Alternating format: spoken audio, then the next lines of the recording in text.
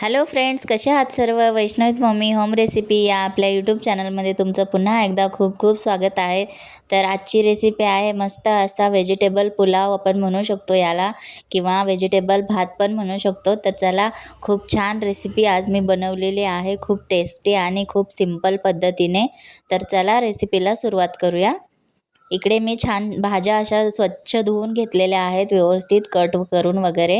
यामध्ये शिमला मिरची, एक बटाटा घेतलेला आहे मी, आणि त्यानंतर फ्लावर थोडेसे, आणि एक गाजर आणि थोडेसे हे आपले वाटाणे घेतलेले आहेत. स्वच्छ सर्व धुवून घ्यायचं आणि त्यामध्ये थोडंसं मीठ टाकून छानपैकी उकडून घ्यायचं. ते थोडंसंच उकडून घ्यायचं, जास्त नाही उकडायचं.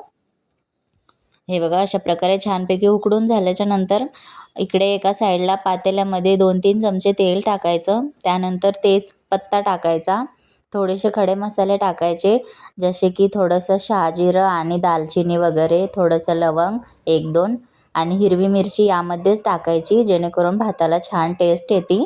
त्यानंतर थोडासा कांदा टाकायचा, 1-2 कांदे मी घेतलेले आहेत. छानपैकी कांदा एकदम गोल्डन आणि ब्राऊन रंग येईपर्यंत परतून घ्यायचा. हे बघा, अशा प्रकारे इकडे उखळतंय बघा छान. अर्ध कच्चंच वगैरे असतानाच आपण बंद करायचं आणि झाकण ठेवायचं.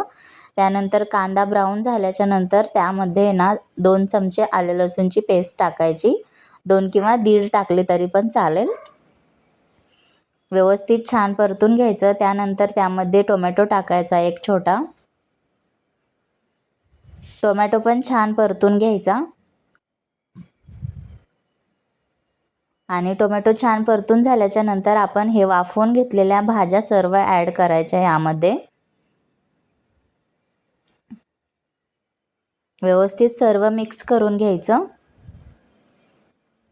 हे बघा, बघू शकता किती छान अशा कलरफुल भाज्या दिसतात ते.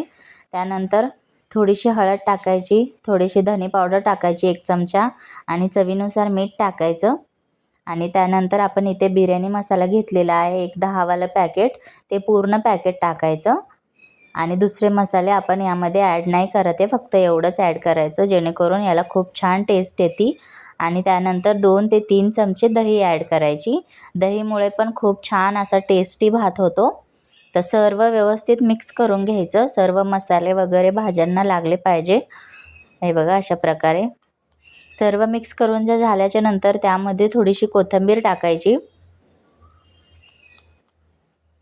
कोथिंबीर टाकून झाल्याच्या नंतर छान परतून घ्यायचं आणि थोडंसं झाकण ठेवून वाफ काढून घ्यायची. इकडे तांदूळ स्वच्छ धुवून घेऊया आपण. मी 2 ग्लास छोट्या ग्लासाने तांदूळ घेतलेले आहेत. आता काढून बघूया. छानपैकी हे बघा शिजलेला आहेत मसाल्यांमध्ये सर्व. आता यामध्ये तांदूळ ॲड करूया.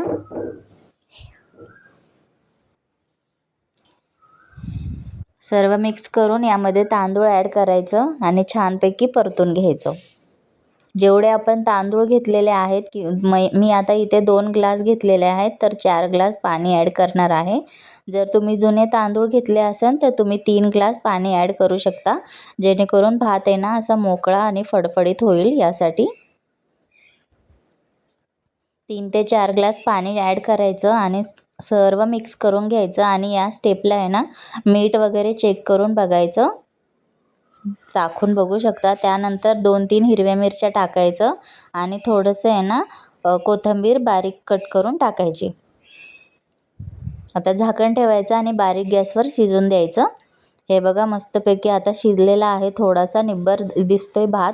आता यावर झाकण ठेवूया आपण आणि 5 ते 10 मिनिटं असं दम लावून घेऊया, म्हणजे दम काढूया. असं जड काहीतरी ठेवायचं यावर. आता तयार झालेला आहे आपला भात. हे बघा किती मस्त दिसतोय, गरमागरम असा.